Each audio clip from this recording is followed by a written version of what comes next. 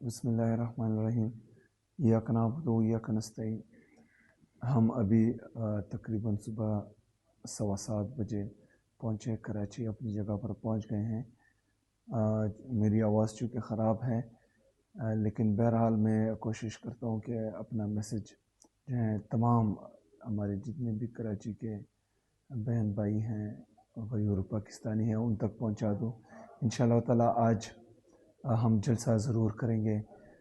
ساری رات 12 بجے سے لے کر ابھی 7:15 بجے تک 7.5 گھنٹے ہم نے حیدرآباد سے کراچی آنے تک گزارے ہیں، اور راستے میں انہوں نے جو ہے جگہ جگہ رکاوٹیں رکھی تھی، اور ہم مجبوراً ایسے راستوں سے آنا پڑا جہاں پر نہ انسان تھا، نہ دکانیں تھی، نہ جو ہے لوگ تھے، نہ کوئی اور گاڑیاں تھی، اور ہمیں جان بوجھ کر جو ہے ایسی سنسان سڑکوں پر دھکیلا گیا تھا، اور یہ میرے اور میری ٹیم کی زندگی کو خطرے میں ڈالنے کے مترادف تھا، کیونکہ وہاں پر کچھ بھی ہو سکتا تھا۔ لیکن بہرحال یہ لوگ اقتدار کے بھوکے ہیں اور اقتدار کے نشے میں اتنے پاگل ہو چکے ہیں کہ ان کو جو ہے ایک صوبے کے وزیر اعلیٰ، ان کی صوبائی کابینہ، ان کے پارلیمنٹرین اور ان کے ساتھ جو لوگ تھے ان کی زندگی کی بالکل فکر ہی نہیں تھی۔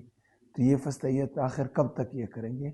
اگر ان کی یہ سوچ ہے کہ ان کے اس ظلم اور جبر اور فستیت سے لوگ ڈر جائیں گے یا لوگ گھروں میں بیٹھ جائیں گے، تو انہوں نے دیکھا کہ 3 سال بعد بھی لوگ ابھی بھی عمران خان زندہ باد کا نعرہ لگا رہے ہیں، کراچی میں، حیدرآباد میں، کراچی کے مختلف اضلاع میں، بلکہ پورے سندھ میں، اور لوگ جو ہیں صرف اور صرف عمران خان زندہ باد کا نعرہ لگا رہے ہیں اور پاکستان تحریک انصاف زندہ باد کا نعرہ لگا رہے ہیں، اور انشاءاللہ تعالیٰ یہ آگے بھی لگاتے رہیں گے۔